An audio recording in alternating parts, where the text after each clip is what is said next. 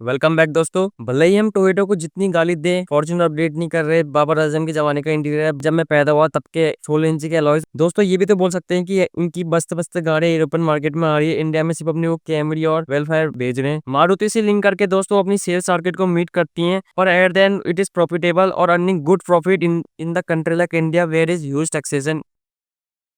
और दोस्तों हर किसी की किस्मत टोयोटा ऐसी नहीं होती है, और इस तरह अगर चलते रहा तो इंडियन ऑटोमोबाइल इंडस्ट्री भी ग्रो नहीं होगा, जैसे अमेरिकन कार मोटर का हाल हुआ है अभी। तो फोर्ड एक most iconic one of the my favourite brand था, जो कि इंडिया से कुछ सालों पहले छोड़ के चले गए, आपको पता ही है। और इंडिया जो कि फॉर्च्यूनर की रेबल जो कि अब नहीं है, आप लोगों को रीजन पता ही होगा। इंडियन मार्केट को फोर्ड ने एनालाइज नहीं करा, इरेगुलर परचेज करी, गुजरात में इन्वेस्टमेंट कर दी, खूब पैसा लगा दिया, खूब कार बना दी। 2017 के बाद उनकी कार की सेल्स डिक्लाइन होने लगी, वो अपने एक्सपेंसेस फुलफिल नहीं कर पा रहे थे, और एट द एंड कोविड भी आ गया था, कार की सेल डिक्लाइन हो गई थी और खर्चे इतने हो गए थे कि तो 2023 में उन्होंने टाटा को अपना प्लान बेच के गुजरात वाला लॉस कवर करके हिसाब से निकल गए। ये तो था फोर्ड का हाल, आप लोगों को पता होगा ना, मैंने शॉर्टली बता दिया ये। और यही हाल दोस्तों धीरे धीरे एक और अमेरिकन कार मोटर का हो रहा है, जो कि है जीप। जीप मोटर का अलग ही चल रहा है भाई, इतनी अच्छी कार बनाने के बाद भी इंडिया में इनकी सेल्स क्यों नहीं हो रही पता नहीं। जीप मोटर ने अपनी लोएस्ट सेल्स 2024 में कैप्चर करे, जिनमें उन्होंने सिर्फ 364 यूनिट सेल करी अपनी जीप कंपास की। भाई इससे ज्यादा तो Chinese car company BYD sell कर दे रही है इंडिया में, वो भी इतना हाईटेक के बाद भी। और दोस्तों मैं अगर बता दूं आपको, ये जीप मोटर्स का इंडिया में हाल खराब नहीं है, बाहर यूरोपियन मार्केट में इनका बोलबाला एक गड़बड़ी चल रहा है लिटरली। अब आप लोगों को लग रहा होगा दोस्तों जीप का मन नहीं है इंडिया में कार मैन्युफैक्चरिंग करने का। इनकी बढ़िया बढ़िया गाड़ी जो कि इंडिया में आ रही थी, उन्होंने बोला था 26 या 27 तक लॉन्च करेंगे, पर तब तक तो बहुत लेट हो जाएगी और नैया पार भी हो जाएगी इनकी। और ये चीज जीप को भी लगी, तो जीप ने अपना सीईओ चेंज करके नया सीईओ को हायर किया। इसमें नए सीईओ ने ऑफिशियली बता दिया कि जो कार 26 और 27 लॉन्च हो रही थी, वो इसी साल गाड़ी लॉन्च होगी। जिसमें दोस्तों उन्होंने टीजर में दिखाया लॉन्ग व्हील बेस की गाड़ी फोर्ड रैप्टर जैसी लग रही है कहीं ना कहीं ये, जिसमें आपको बोनट स्ट्रेट लग रहा है। बोनस स्टेट ही होता है भाई। अबे और दोस्तों इसमें कुछ समझ भी नहीं आ रहा है, और मैं क्या समझा, मुझे खुद ही समझ में नहीं आ रहा है। फिर जीप वालों ने दूसरा टीजर दिखाया जिसमें गाड़ी पूरी रिबिल्ड कर दी इन्होंने। ये है गाड़ी का फ्रंट फेसर, जो कि काफी कूल लग रहा है दोस्तों। ये जीप की ग्रैंड वैगनियार से इंस्पायर्ड लग रही है, जो कि इस ब्रांड की सबसे महंगी गाड़ी है। जिसमें आप लोग देख सकते हैं कि हेडलाइट की विड्थ इंक्रीज कर दी है, जो कि पहले से चप जैसी थी, और बगल में दोस्तों आपको कनेक्टेड डीआरएल्स मिलते हैं, जो कि काफी कूल लग रहे हैं। सेकंड वाले टीजर में आपको प्रॉपर बैक साइड लुक दिख रहा है, जिसमें से ये बैक लैंप और अमेरिकन फ्लैग जैसा लाइट लग रही है।